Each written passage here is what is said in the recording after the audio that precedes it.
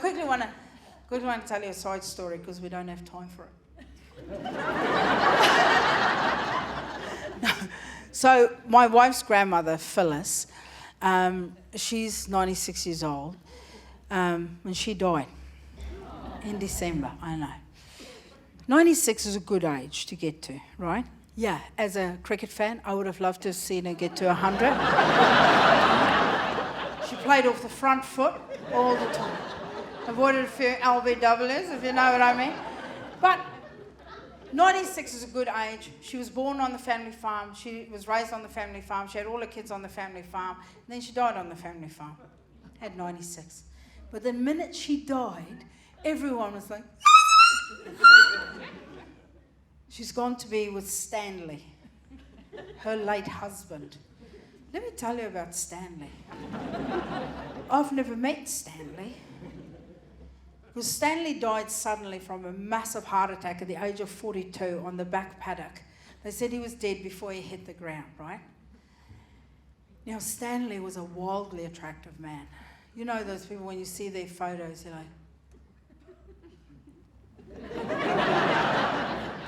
like it's just on the farm, like the wedding photo. You know, the normal old people photos, there's three. There's him with a young guy, a young man, in a button-down shirt, and then the wedding photo, and that was that. But I look at those photos and I'm like, whew.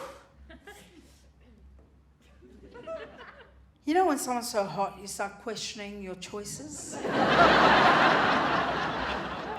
And then you remember being gay is not a choice.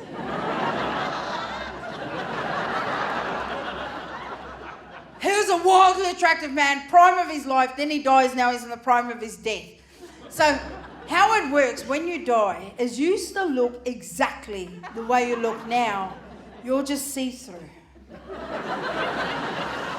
So it's fact, like I'm not making this shit up. There's a documentary on Netflix, you can go watch it.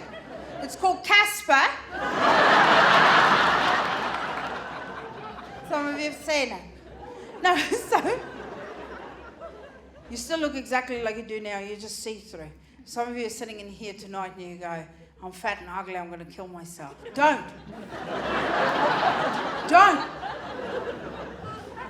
Stay here, you're just going to be fat, ugly and see through on the other side. And they don't have biscuits for us there. Stay here, let's make skinny people uncomfortable.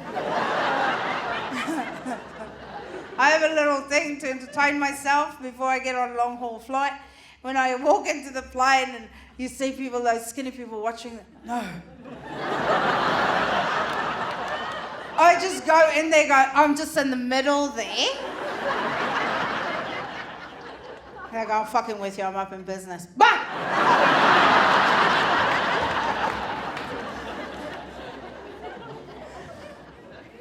anyway, so Stanley's dead. Now, he goes to heaven. And when you get to heaven, this is how it works. You get to heaven. And in heaven, they have all these pods, right? Like party pods. Like they've got the party pod. What? Everyone's making shit up about the place. Give me a go, all right?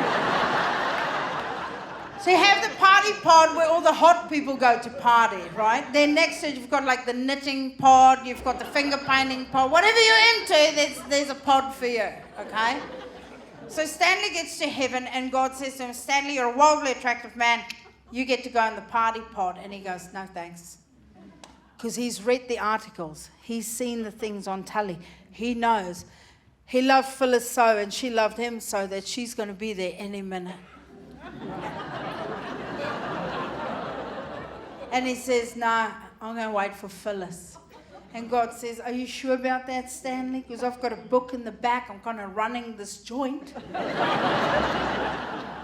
And Stanley goes, nah, I'm going to go ahead and wait. And God says to him, you do you, boo. As it says in Leviticus. And I haven't read the whole book. I'm sort of just loosely quoting here.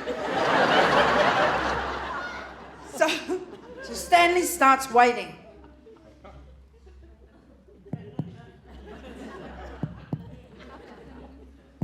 Yeah, I'm new. It's weird, I'm see-through here. You had a pie before. After a few years, he realizes Phyllis isn't coming. And he can hear the party pod is going off. Then he thinks, Phyllis is a wildly attractive woman herself. She's probably remarried to get someone to help her with the kids. He then joins the party pod. And at this point, Stanley starts hammering ghost pussy. Like, no one has hammered ghost pussy in the history of ghost pussy. Right, he is going hammer and tongs, as they say. So one day there's an announcement. Stanley, can you come to the gate, please? That's Stanley to the pearly gates, thank you. So Stanley leaves the pod and he goes, hey! You keep that ghost pussy on ice for me, I'll be right back, all right?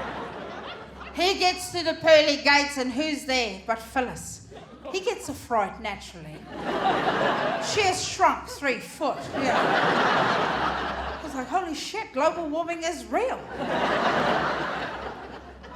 So Phyllis, who never remarried, never even removed her wedding bands, has waited for Stanley all these years. And she's ready to reconnect.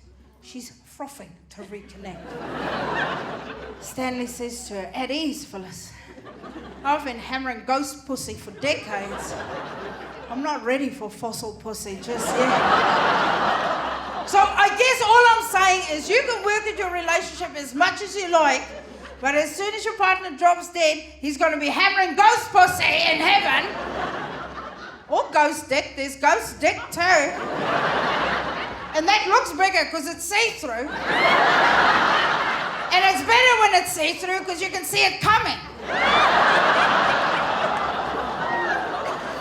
Not going to surprise you in the eye with that one.